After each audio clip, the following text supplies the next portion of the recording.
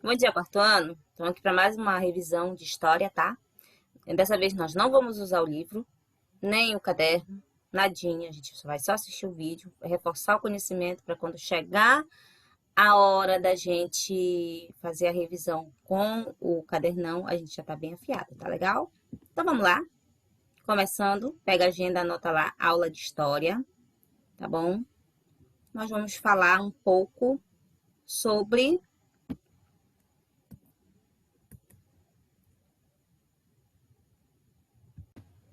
os povos africanos no Brasil. Só que a gente vai falar especificamente sobre a influência dos africanos no modo de vida dos brasileiros. O que a gente herdou dos africanos aqui no Brasil? Bora lá. A gente vai falar um pouquinho sobre a música. A gente herdou o samba. Todo mundo conhece o samba, né? É muito tocado durante o carnaval no Brasil. O afoxé, que é tocado, desculpa, afoxé, é tocado muito lá pelo Nordeste, lá pela Bahia, tá bom? Maracatu também, congada, o lundu e a capoeira que vocês já conhecem. Então, aqui a gente vai falar mais um pouquinho sobre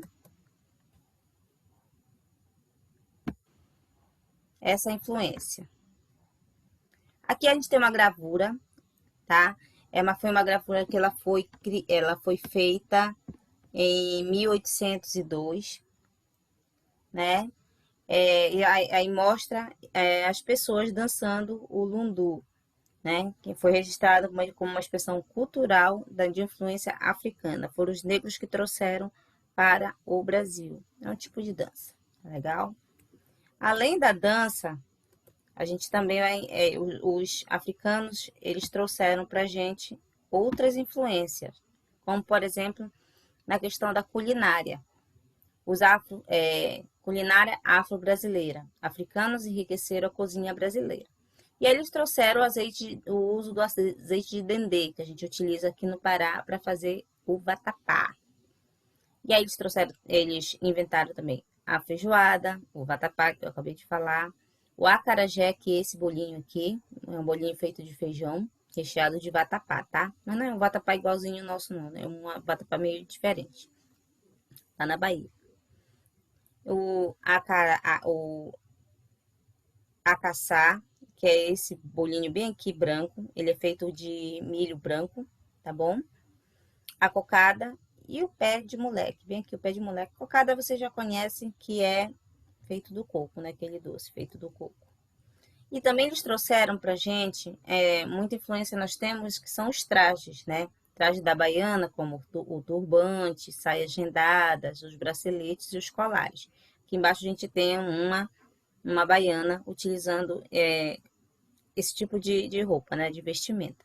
E também as estampas. Olha esses modelos aqui, são muito usados pelas mulheres e ela sofre uma influência afrodescendente, tá legal? Vamos lá. Deixa eu falar um pouquinho sobre as etnias.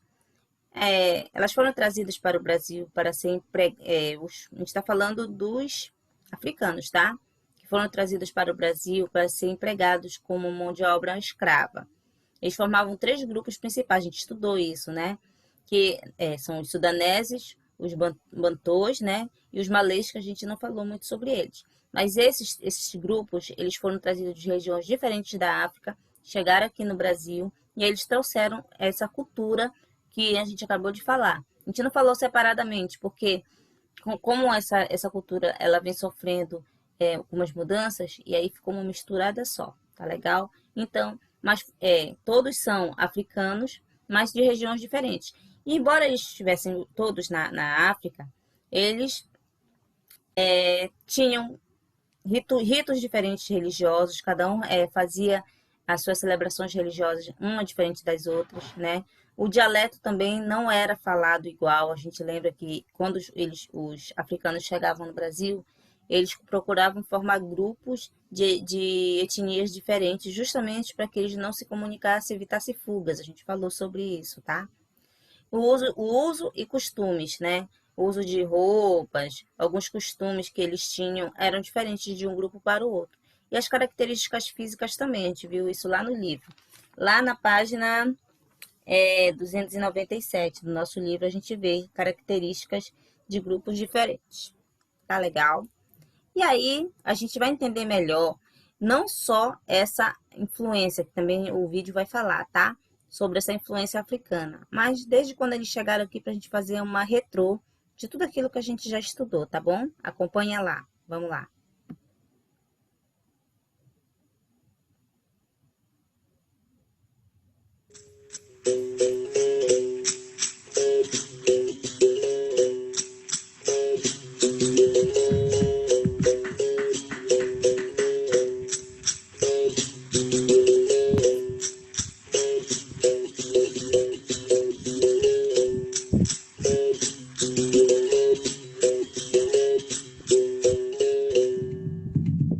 Até recentemente, muito pouco era estudado sobre a história da África, normalmente reduzida à antiguidade aos egípcios. Porém, o crescimento do interesse e importância desse continente jogou luzes sobre a esquecida África subsaariana. Cercados por florestas, savanas, montanhas, o mar e o deserto, e convivendo com uma rica fauna, esses africanos viviam em pequenos reinos, muito parecidos com as cidades-estado da antiguidade.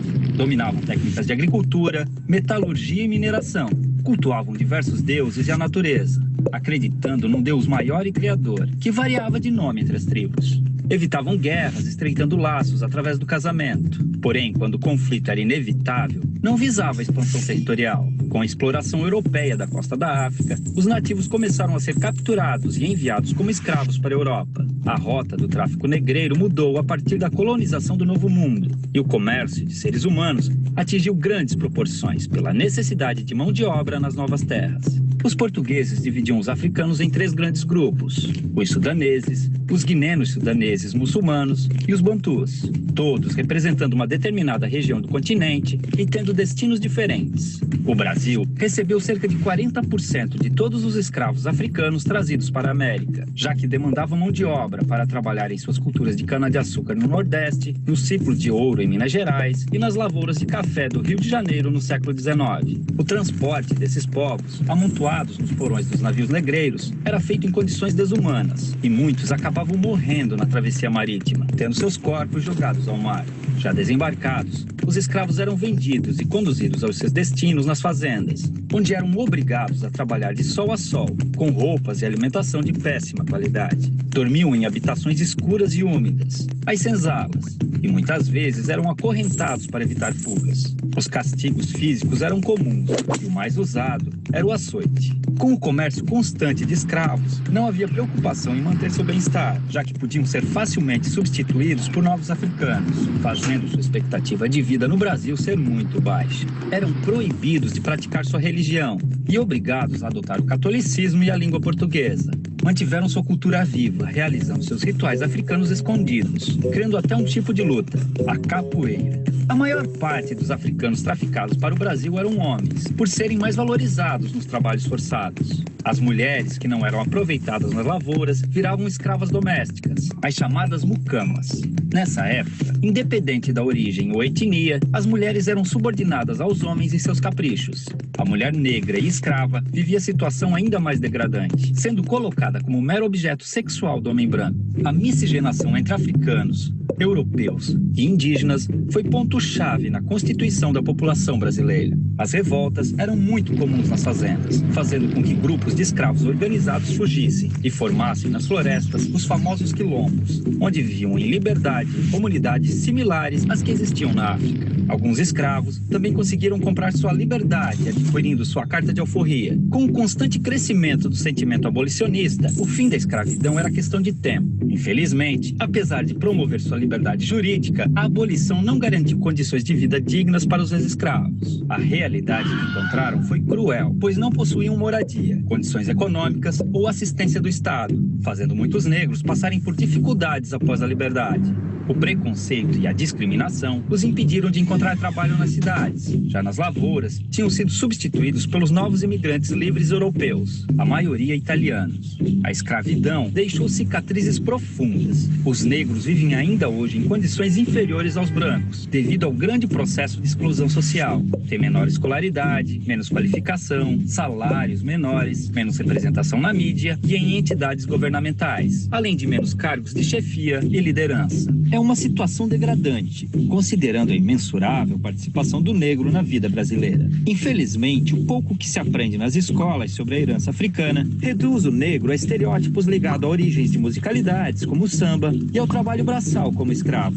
Esse pensamento induz muitas ideias erradas ou incompletas sobre as populações negras. Há muito mais sobre essa superfície. Os africanos foram, sobretudo, fonte de informação para os portugueses, que não tinham conhecimento sobre cultivo e exploração de produtos de regiões tropicais. Foi a tecnologia africana, com seu conhecimento agrícola aprimorado por milênios, além de suas técnicas de mineração, que tornou possíveis os principais ciclos econômicos do Brasil, como a cultura da cana-de-açúcar, a extração mineral e o cultivo do algodão e do café, gerando riqueza e transformando a geografia e a história do país, naquelas que conhecemos hoje. Estima-se que chegaram ao Brasil cerca de 5 milhões de africanos, entre os anos de 1500 e 1850, de um total de 6 milhões que deixaram forçados a África com destino ao país. É uma vergonha que ainda hoje seus descendentes passam por diversos tipos de privações e violências, em um país cuja colonização africana foi muito maior que a europeia. Felizmente, graças à luta do movimento negro, diversas injustiças históricas estão sendo corrigidas, vislumbrando um futuro de esperança, inclusão e igualdade para um povo que sangra, mas resiste.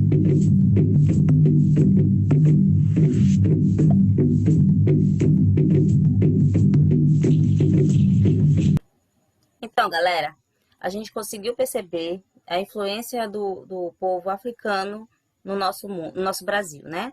A roupa, a vestimenta, as comidas, né? E algumas músicas, né?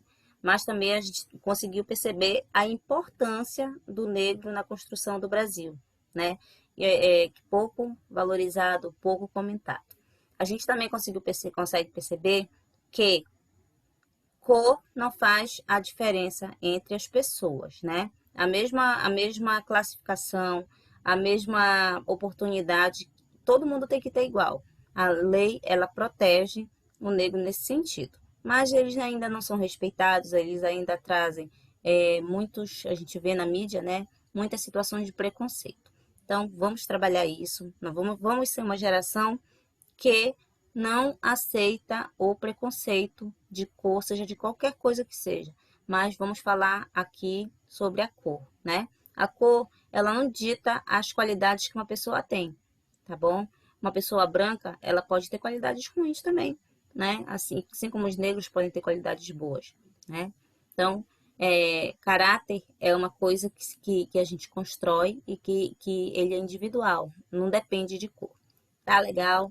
Então, fica essa mensagem aí. Beijo para todo mundo e até a próxima aula, tá legal? Tchau!